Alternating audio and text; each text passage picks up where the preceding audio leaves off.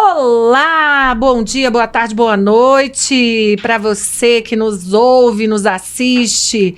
Estamos retomando o nosso Pode Sim, Senhora. Nossa segunda temporada, porque quando diz a música, quando o mel é bom, a abelha sempre volta, não é assim, minha gente? Amiga, que saudade que eu tava de você. Eu também. Bora prosear? Vamos prosear. Ó, tem muita prosa, não tem? Ixi, tem que... Ó, gente, vocês se prepara que hoje aqui a fofoca vai correr solta, porque ficamos parada um tempão. Nosso primeiro episódio de 2024. Mês das mulheres. E voltamos no mês das mulheres, né, amiga? Exatamente. Conta pra mim. Como é que vai ser hoje? Mês das mulheres, um mês super emblemático, porque todo dia é nosso dia, né, pessoal? E eu nem falei bom dia, boa tarde, boa noite. Tudo bem com vocês? Vamos lá, mas é que tanta coisa que a gente tem para contar para vocês hoje, e a nossa convidada super especial que veio de São Paulo só para participar com a gente, e eu fiz questão, eu e a Vanessa, de convidar a doutora Rita, porque ela tem uma história de vida maravilhosa, de superação, de força, de planejamento. E a gente não poderia trazer aqui hoje uma pessoa mais emblemática para o mês das mulheres. É isso aí, abrindo a nossa segunda temporada. Então eu vou chamar... Gente, o sobrenome a gente estava aqui treinando, tá? Mas vamos lá, eu acertei no teste, vamos ver se agora vai. Ela é muito chique, até o nome é chique. Menina, é chiquérrima. Mas antes de eu dar o nome aqui, deixa eu pedir para vocês. Já está acompanhando as nossas redes? Nós temos uma rede no Instagram, que é o @PodeSimSenhora. Sim. E lá a gente coloca uns pedacinhos dos nossos episódios aqui. E tem o meu perfil, o @VamPonceJurídico, e tem o da... @AssunçãoKelly. E eu vou passar para nossa convidada. E o Spotify. E o YouTube. E o YouTube. Assistir o episódio completo. Nos sigam lá e mande para as amigas, por favor. E aí já manda as críticas, os elogios. Pode mandar mais elogio, tá? Esse mês a gente está recebendo mais elogios. A gente gosta, né? Mês das mulheres. Os recebidos esse mês tem que ser especial, a gente gosta de chocolate, a gente gosta de flores. Não, eu de flores também não. Eu gosto. Pode mandar, desde que junto venha com respeito, com igualdade, com cumplicidade, com sororidade, beleza? Um sapatinho, uma joia, ajuda. Essa parte a gente também gosta, né? Um passeio, enfim, olha a gente divagando aqui. Gente, vou chamar então a nossa convidada, e eu disse que eu não ia errar, e eu sou dessas. Rita Satkauskas. Isso, muito bem, acertou. Bem-vinda, Rita. Muito obrigada pelo convite, estou honrada de estar aqui com vocês, com mulheres fortes também. A gente é que agradece, diretamente de São Paulo. Fiquei muito emocionada lendo uns posts seus lá, falando da sua vida, né? Mas nós vamos conversar um pouquinho. Aliás, a gente já começa pela contar a vida dela. O que você acha? Eu quero saber também por que ela escolheu essa área de direito. Boa. Porque eu acho que tem a ver com a história de vida dela. Conta pra gente, porque é uma área bem difícil. É uma área que desgasta, né? Uma área desgastante. Mas por que a gente escolhe uma área... A área que nos escolhe, na verdade, né?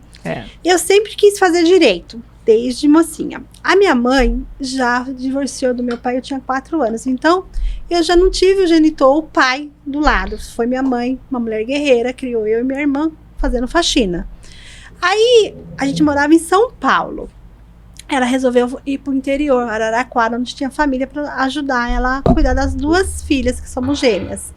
A gente foi para Araraquara, aí a minha mãe fazendo faxina ainda, aí eu comecei a trabalhar cuidando de criança. Eu tive que ajudar minha mãe.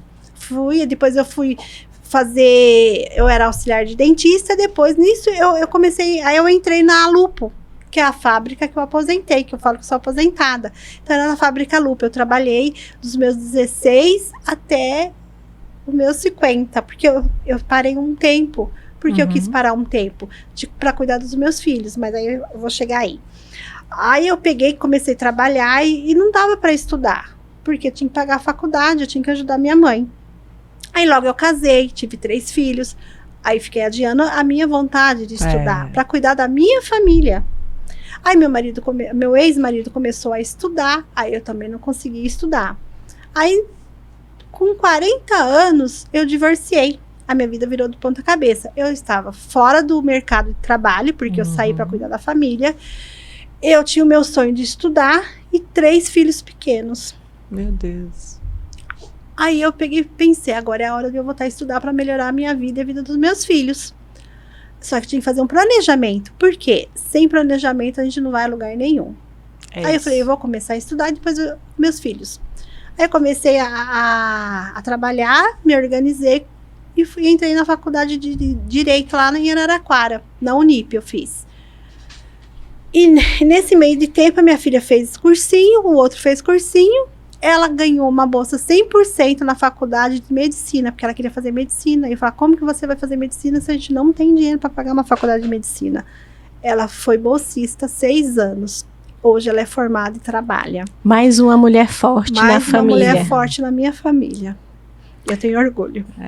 Que coisa linda, né? Nossa, essa história. Me emociona. Eu lembrei aqui agora, eu vi uns dados, acho que é do Fórum de Segurança Pública, Fórum de Segurança Nacional, que traz que 35% das mulheres, uma pesquisa que eles fizeram em 2022, 35% das mulheres, elas têm medo de engravidar e perder o emprego.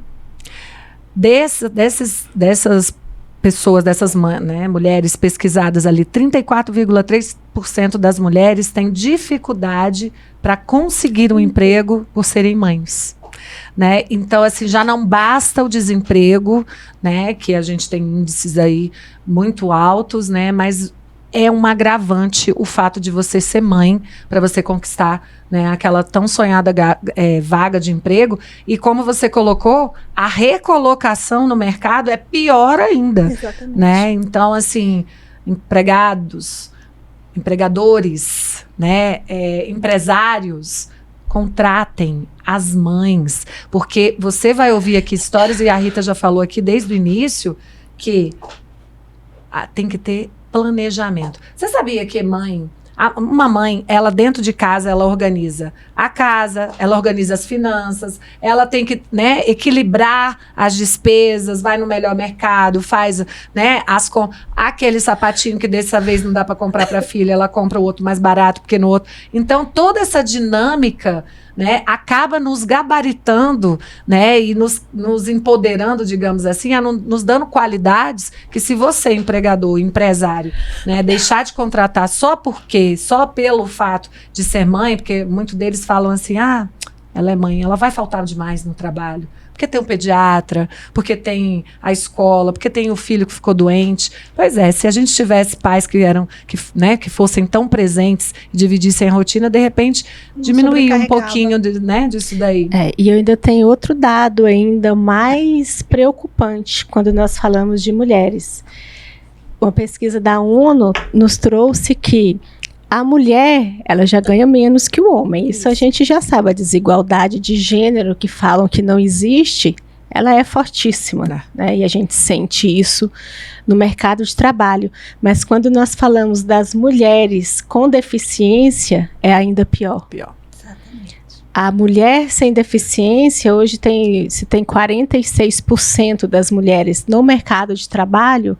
Quando falamos de mulheres com deficiência, esse número cai ainda mais, para cerca de 33%.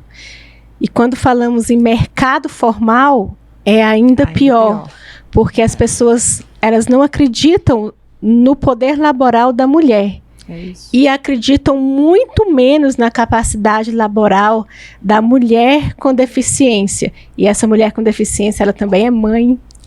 Exatamente. Ela também precisa estar na escola, ela precisa estudar, ela precisa cuidar dos filhos, e ela não consegue uma vaga de trabalho porque a sociedade não acredita. Aí depois falam, né, que não existe diferença de gênero. Existe. E ela é muito forte, né, Rita? Muito. E eu quero fazer um parêntese.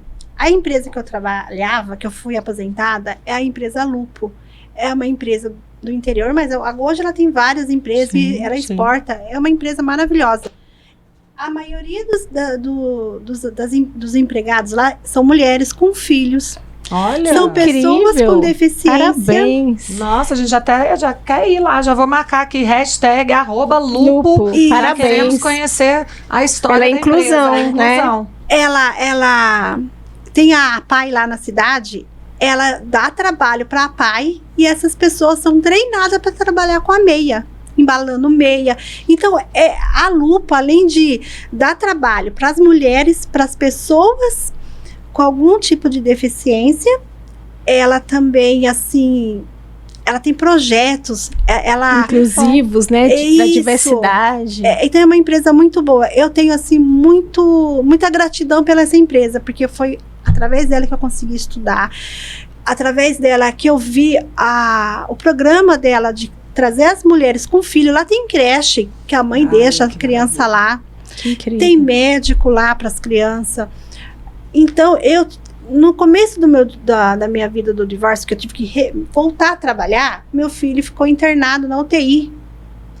Então, eu trabalhava chorando. A minha encarregada falou, você quer ir embora para casa? Quer ir embora para o hospital? Eles têm essa preocupação de você estar bem com a família.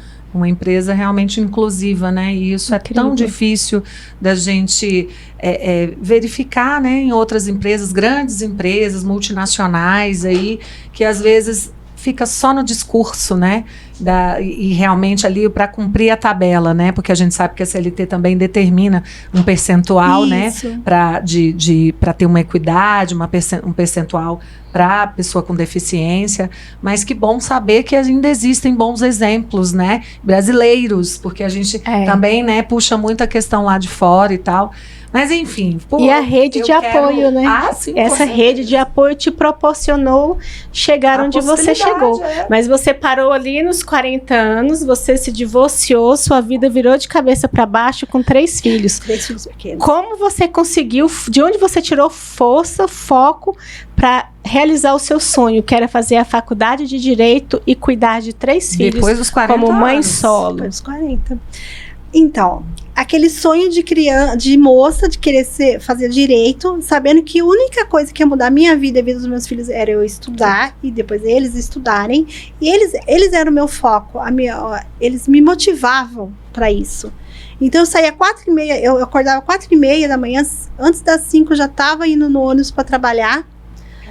Chegava 3 horas da tarde, cuidava da casa, estudava para a faculdade, tomava um banho e ia para a faculdade. Eu não conseguia jantar, mas eu fazia a janta para os meus filhos. Voltava só 11 horas, 11h30. Acordava todo dia 4h30, 4 horas.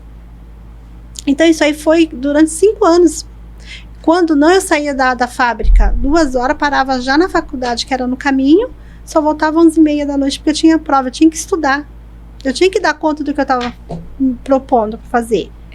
E se a gente está em casa, a gente se envolve ali nos afazeres e a gente não consegue. Eu fiz faculdade de Direito, também era um sonho, mas eu não tive oportunidade lá atrás, porque eu casei com 17 anos, já tive filho com 19, com 24, e só fui fazer Direito depois que eu me divorciei, já com 29 para 30. Me formei com 36 para 37 anos.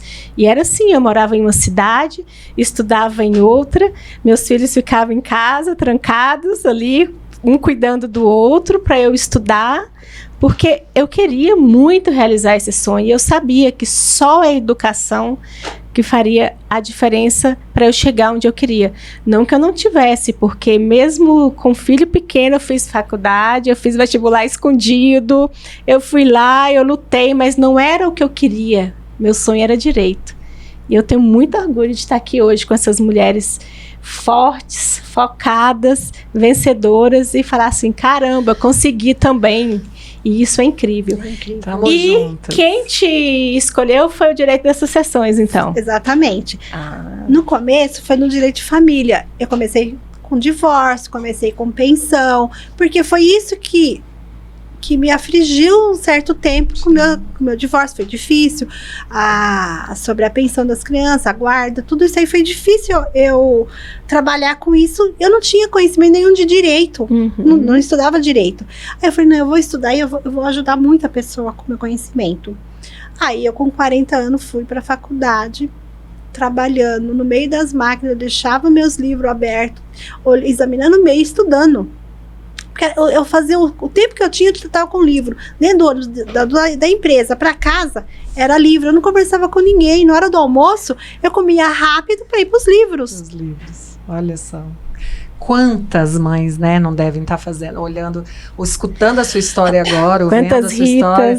Quantas Ritas não tem por aí, né, nesse Brasil afora, porque somos, dados de 2022 ainda não atualizados para 24, somos 11 milhões de mães solo neste país. 11 milhões de mães que lidam todos os dias com essa rotina pesada de leva filho na escola, corre para trabalhar, chega, não come, mas deixa a comida pronta, né? De que tem mais de um filho que cuida do outro filho, para que você possa estudar, para que você vá no mercado, enquanto isso, genitores ausentes, né, seguem as suas vidas. E aí a gente fala, né, pai é uma dádiva. Você não escolhe ser pai. Você não escolheu ali. A partir do momento que você é pai, você tem que ser para todo sempre. Enquanto o seu filho, né, te demanda pequeno, te demanda na adolescência, te demanda depois, né, de casar, te demanda idoso. Porque nós temos não os falar idosos também que estão aí agora. E a família sanduíche, né? Geração que você sanduíche. Tem um super lugar de fala, porque você está justamente passando por esse momento de ter uma família sanduíche. Você cuida da sua filha, cuida da sua avó e ainda tem a mãe aqui no meio que demanda também a nossa atenção. É bem complicado e eu sei que eu não sou a única. Exato. Daqueles 11 milhões de mães solo aos quais, né, eu faço coro também. Existe, né, essa questão da família sanduíche, da geração sanduíche, que é até me perdi aqui, porque eu fiquei pensando aqui, gente, ela vai falar nesse assunto e eu vou falar dele. Eu vou me emocionar. Por isso que é tão importante a nossa experiência de vida, né? Quantas mulheres você, Vanessa, não está ajudando hoje com a sua experiência nessa família sanduíche, onde a gente chega e pergunta, mas o que é isso, Vanessa?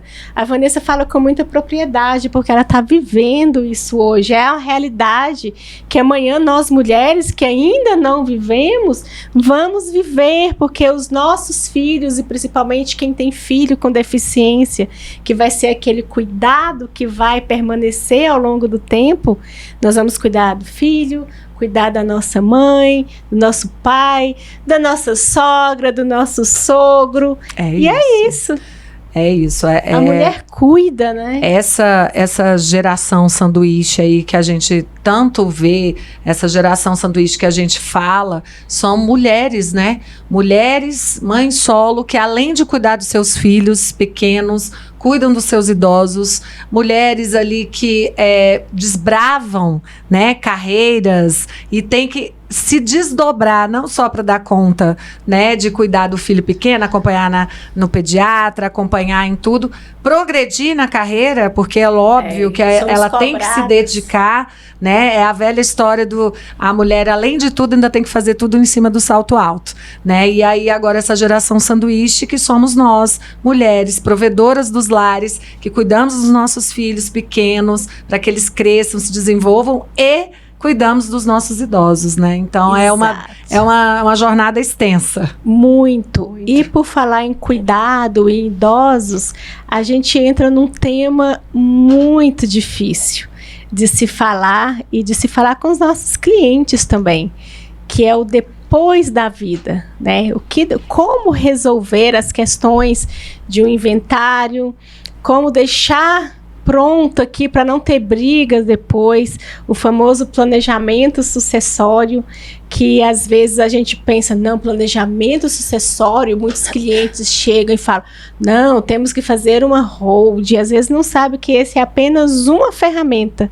E hoje a gente queria discutir com você, porque sabemos que você é especialista nessa área, sobre o testamento. Para mim, o testamento é uma forma de cuidado, é uma prova de amor.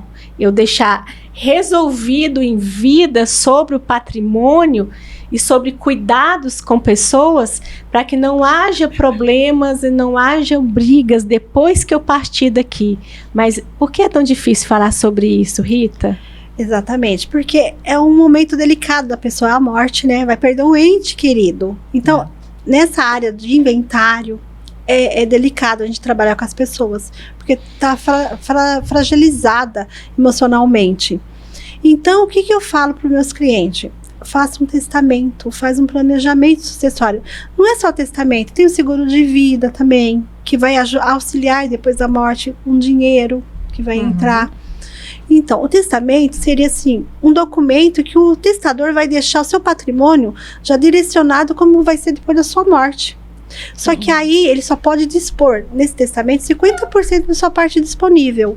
Os outros 50%, a lei determina que seria para os herdeiros necessários. Quem seriam esses herdeiros necessários? Seriam os ascendentes, pais, avós e bisavós, seriam os descendentes, filhos, netos e bisnetos. Seriam também a mulher, o marido, companheiro e companheiro entram nessa parte de herdeiros necessários. Então, 50% tem que ser guardado, reservado para eles. A outra 50% eles podem fazer o que quiser, doar para quem quiser depois da morte. Direcionar esse patrimônio depois para a morte para quem quiser.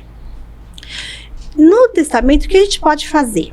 A gente pode dispor, além do patrimônio, como vai ficar depois da minha morte, a gente pode escolher quem vai ser o curador de uma pessoa, quem vai ser o tutor de um menor, quem vai administrar esse bem depois da minha morte. Eu posso colocar uma pensão para uma pessoa, um determinado valor para a pessoa receber depois da minha morte, para saber que ela vai ficar segura depois da minha morte, nessa preocupação.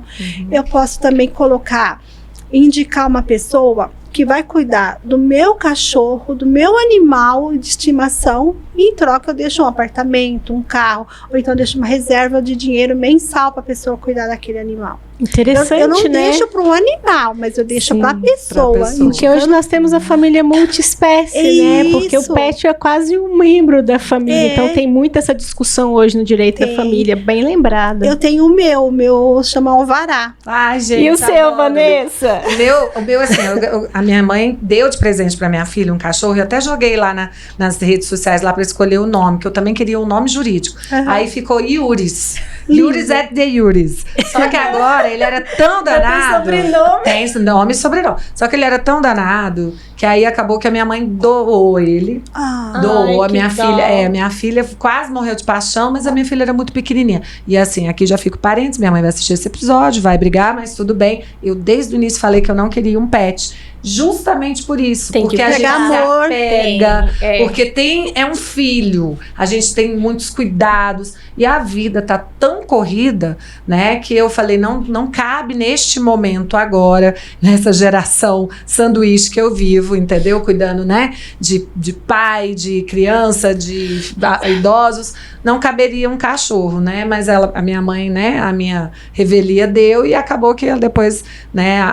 Teve uma pessoa que estava interessada e a minha mãe deu e que está sendo super bem tratado, diga-se de passagem. Ele é apaixonado no novo dono dele.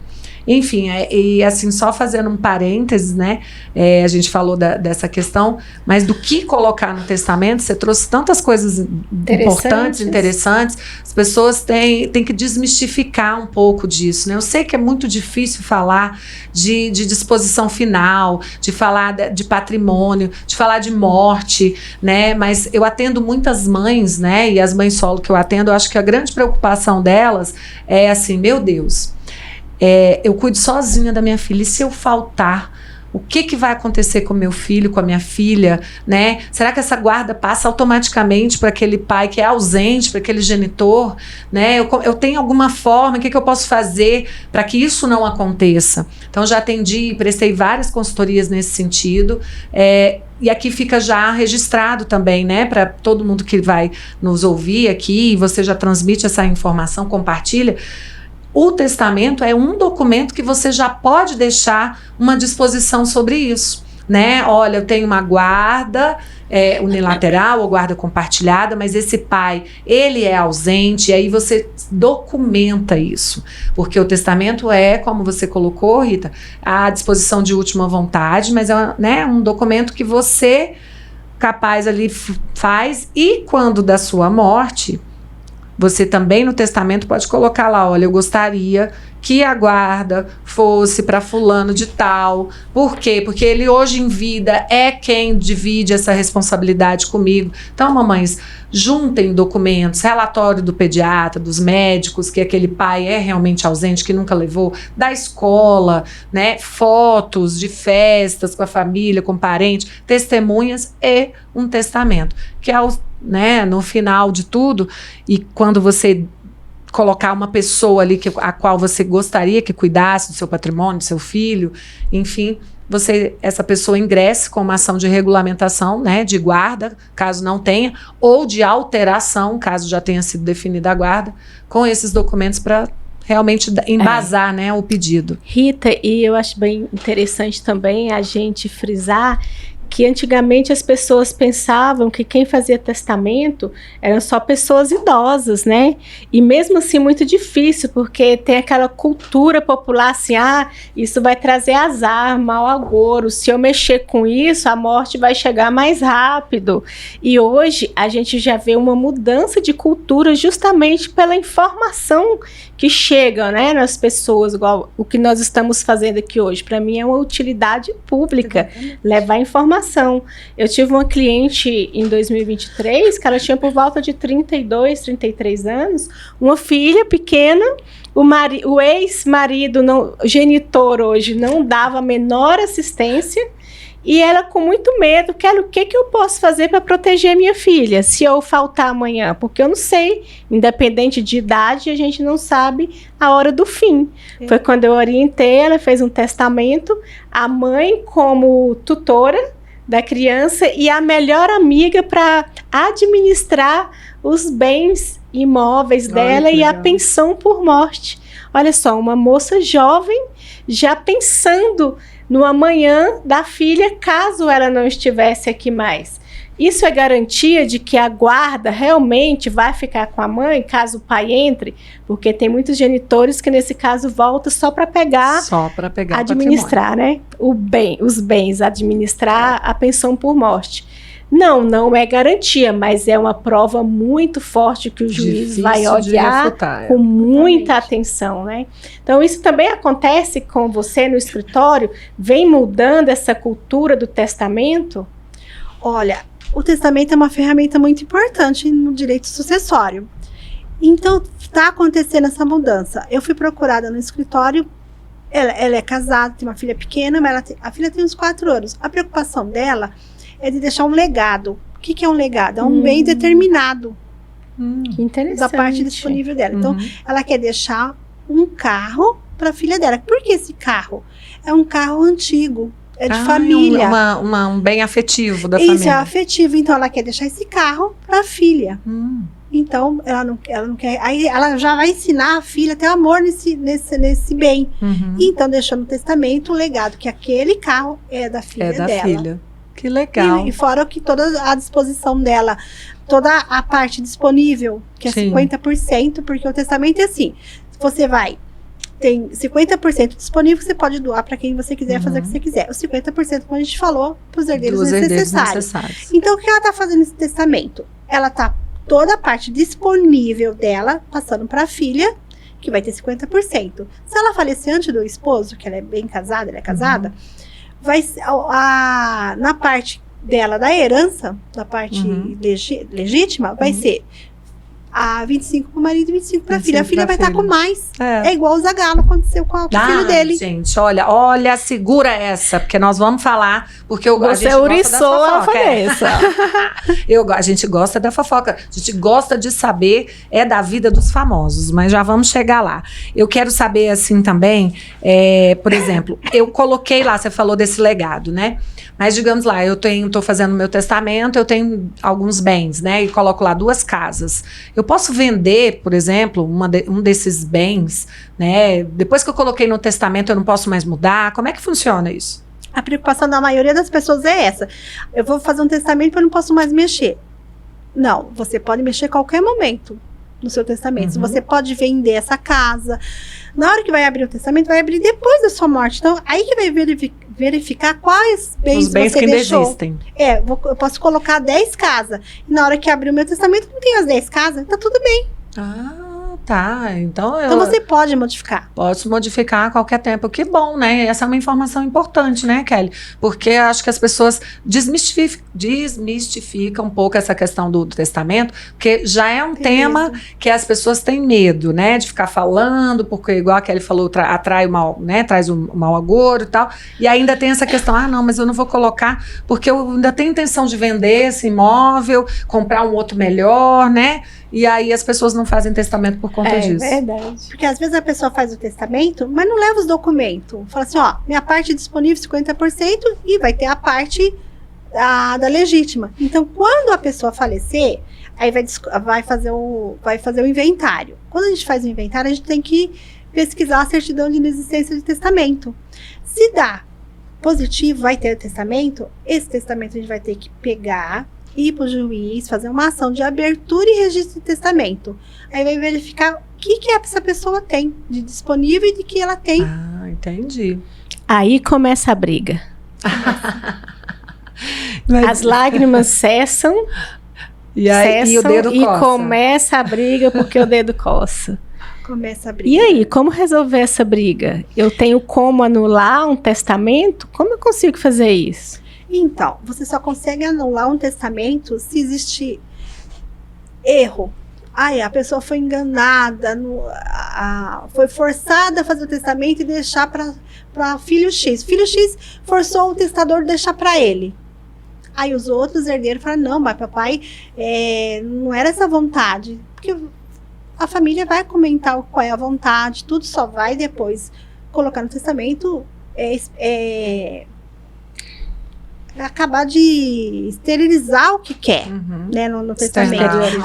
Às vezes a pessoa fala, mas não coloca no papel, então não adianta nada. E às vezes essa questão do erro também pode ser assim, vou deixar para o meu filho caçula, né? E aí pode acontecer de depois aparecer um outro filho e ele não ser mais o caçula. Pode, então. É mesmo, mas aí por isso que tem que colocar o nome, né? Não, quem é. É um erro. Geralmente a gente faz assim. Quando a gente vai fazer um testamento, a gente vai colocar o nome das pessoas que a gente quer beneficiar. Né? RG. Tudo. Discrimina tudo. Discrimina. Só não vai discriminar o bem, porque às vezes você tem as 10 casas e chega no final hoje, você não tem. eu posso vender a qualquer momento, posso adquirir, né, trocar. Eu fiz um testamento, foi bem interessante desse senhor, que ele teve 2 filhos, hoje ele já tem 70 e poucos anos.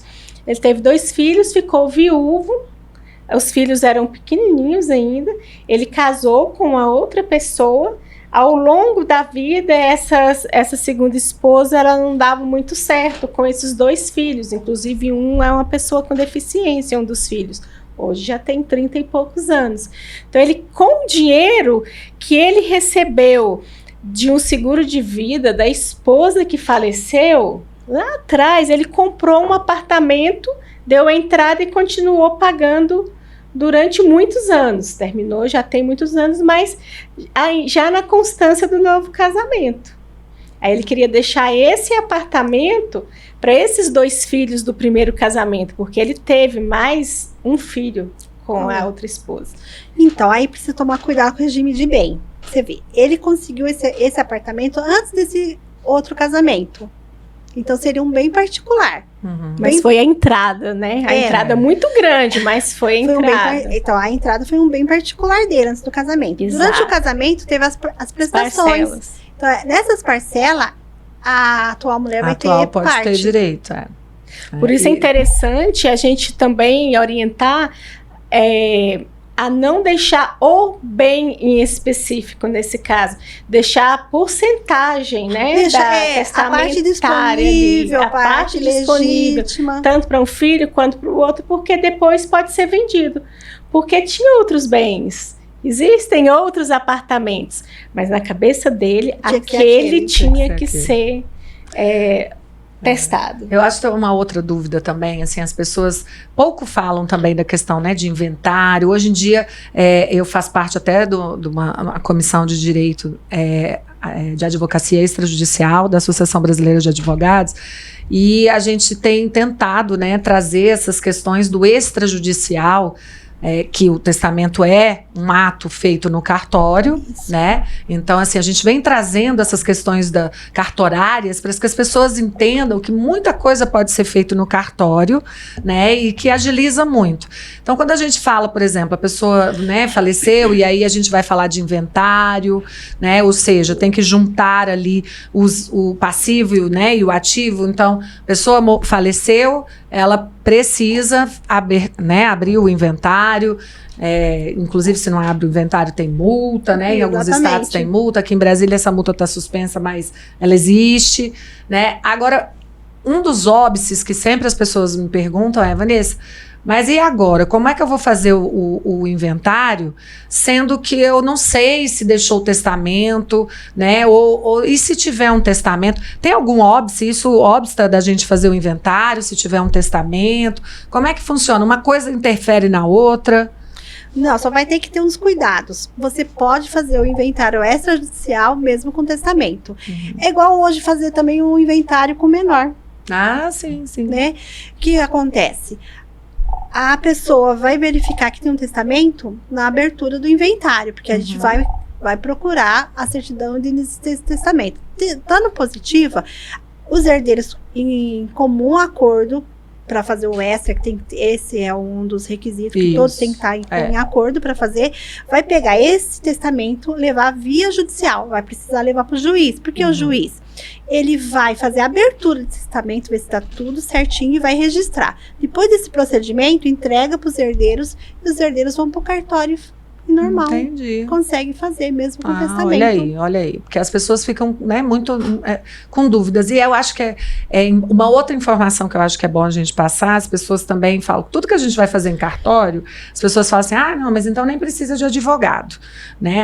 Porque já que você está facilitando, posso fazer lá no cartório, eu confio no tabelião, né? Então, assim, o que a gente recomenda é sempre uma orientação jurídica. Exatamente. Feita por um profissional habilitado, especialista, assim como a doutora Rita é especialista em direito das sucessões, testamento, inventário, né? Nós, familiaristas também, né? Porque temos essa expertise. Então, busque a orientação e a informação técnica com um advogado, porque ele é que vai dizer para você, inclusive, até aonde localizar esse testamento, né? Que a gente faz essas buscas no escritório, tem sites também, né? Que acho que é o registrocivil.org, né? É o Sensec. Então, assim, tem lá o Busca Testamento, né? E você vai descobrir essas questões. Mas eu acho, assim, que o bom mesmo é a gente falar da vida dos famosos. O que você acha? Eu estou esperando aqui, porque eu quero saber tudo sobre o testamento do Zagallo. Só você que quer saber. Porque às vezes, né, quase, para não dizer quase sempre, essas histórias que vão para a mídia, elas podem auxiliar também para entender, para pessoas que estejam interessadas no assunto, entender melhor, né, do que se trata, por que aconteceu isso, porque tem muito fake news aí, né? É um tal de, não, eu vi no Google, doutora, olha, esse Google atrapalha Google a minha acaba vida. com os escritórios de advocacia. Ou não. Então, nada melhor do que uma história real para a gente explicar tudo isso que nós falamos aqui hoje, que foi a parte técnica, né? Exatamente. Conta para nós, Rita. Então, vamos olha o que o atualizar. Zagallo fez, muito sábio. Por quê? Ele, no testamento dele, ele manifestou a vontade, a última vontade dele, deixando a parte disponível pro caçula. Mandou pro caçula, e o caçula, que é o que cuidava dele. Que cuidava dele? Exatamente, que cuidava dele, ficou com 50% da parte disponível. Os outros 50% que a gente falou, que por lei é dos herdeiros necessários, foram divididos entre os 4. Foi dividido 12,5 para cada um. Então, o caçula, que foi beneficiado na parte disponível, ficou com 62,5. E os irmãos estão brigando na justiça, falando que... Na hora de cuidar, eles não queriam, não. Rita, mas tem muito isso na vida real, né? Porque tá lá nos famosos e tal. Porque sempre fica um filho, uma filha, principalmente, ali no cuidado, né? Com o pai idoso, com a mãe idosa. E os outros estão cuidando da vida ali. Não tem. E quando falece... São os primeiros a chegar ali querendo, né, a parte. E a importância do testamento. Por quê? Exato. Se o pai não fazer um testamento beneficiando aquele filho que cuidou dele, vai ser dividido o total do patrimônio entre todos. Todos vão ganhar igual. Não é porque o filho cuidou, morou junto com o pai, que automaticamente ele tem direito a mais na herança. E muita gente acha que tem. Já chegou assim, muitos não, mas eu já lembro de ter atendido uma senhorinha. Acontece as duas coisas, né, uma amiga? Senhorinha. Não, eu tenho direito a ficar com o apartamento porque eu cuidei. E chegou um caso muito interessante, que esse eu fiquei assim, muito impressionada. 2 irmãs, elas já eram idosas também, cuidou do pai idoso, elas já tinham 60 e poucos anos, nunca havia trabalhado. Nesse caso, não tinha nenhuma das duas era pessoa com deficiência, ou seja, tinha alguma dependência, né, ali financeira com o pai, não era curatelada, nada, porque a gente recebe muito também, assim, uma irmã que não trabalhou, que cuida do irmão com deficiência do pai. Mas nesse caso, elas nunca trabalharam na vida. Elas sempre ficaram ali perto do pai. O pai ficou idoso, elas cuidaram daquele pai. Aí eles chegaram no escritório para saber o que fazer agora para receber a pensão. É sempre assim, né? Não tem. Assim. Não dá. E eu tô com outro caso lá que eu sempre falo com essa irmã. A mãe faleceu, ela que cuidava, ela foi uma filha temporã. Aquela filha que, quando ela nasceu, o pai e a mãe já tinham 40 e poucos, então ela foi sempre a caçula. E a mãe apresentou demência muito cedo, perto dos 55 anos. Então ela ainda era entrando na adolescência.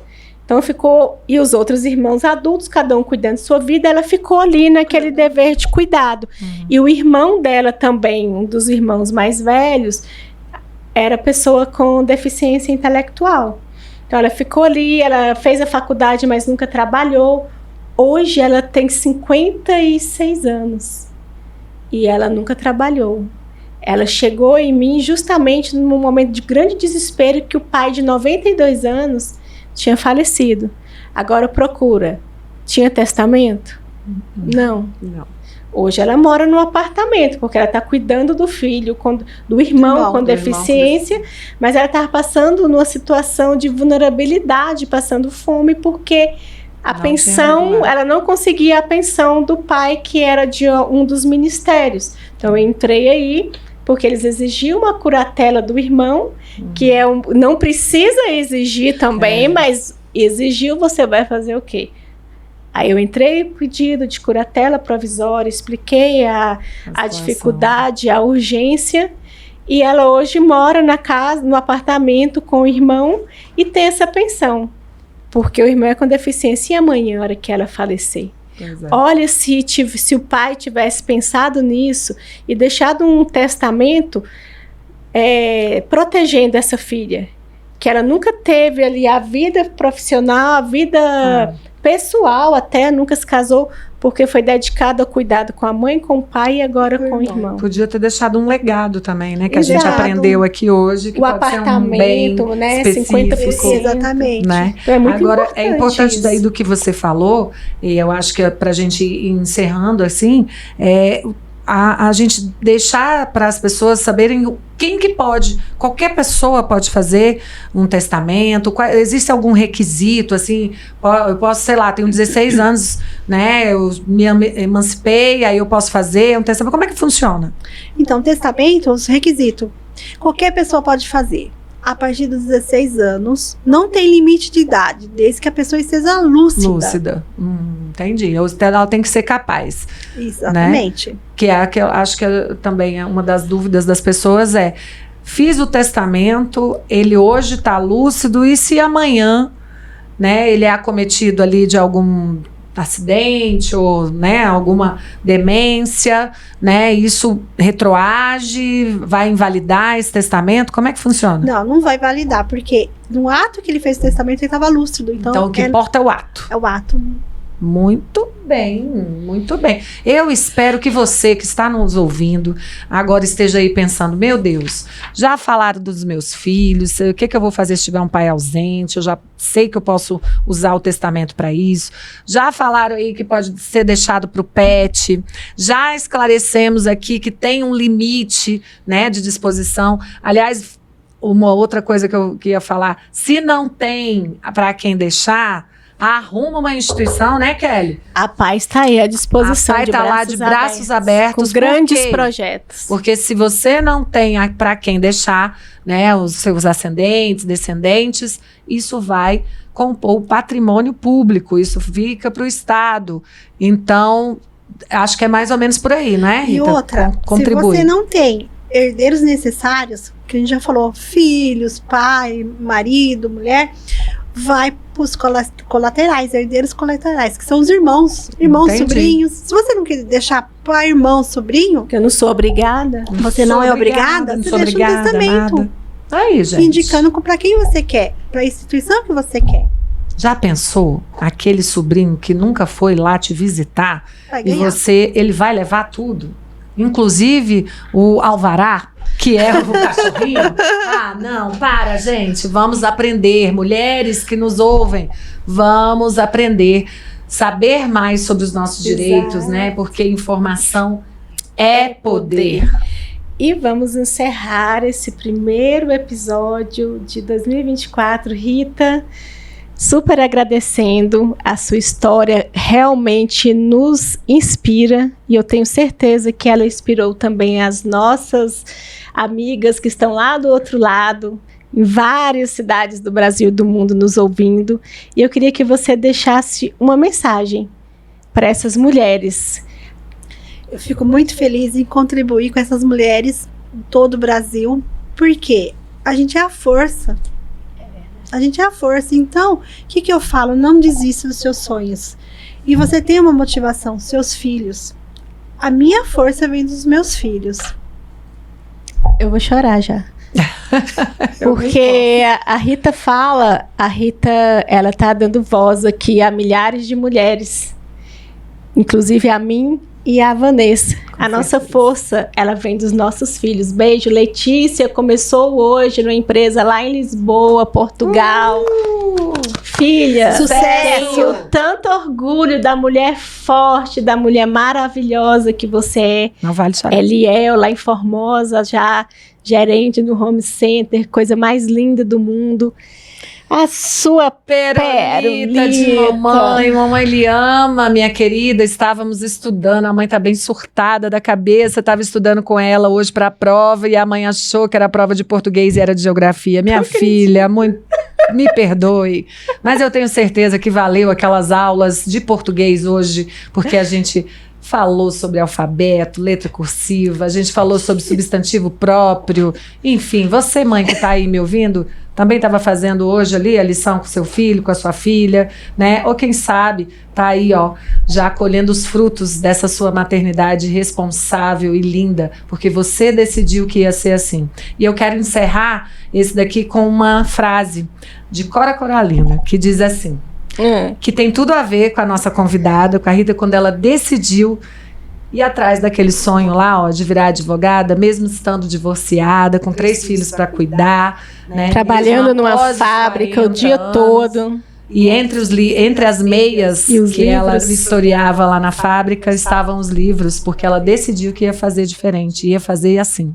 E aí Cora Coralina diz, mesmo quando tudo parece desabar, cabe a mim decidir rir ou chorar, ir ou ficar, desistir ou lutar, porque descobri no caminho incerto da vida que o mais importante é o decidir. E viva nós, mulheres fortes, decididas e corajosas. Com esse poema, nós encerramos esse primeiro episódio de 2024, já convidando a Rita para continuar conosco, para dar continuidade a esse assunto, porque tem muita coisa ainda, né, Rita? Bastante. Só vem com a gente então, gente. Até o próximo, hein? Um beijo. cheiro. Beijo. Beijo.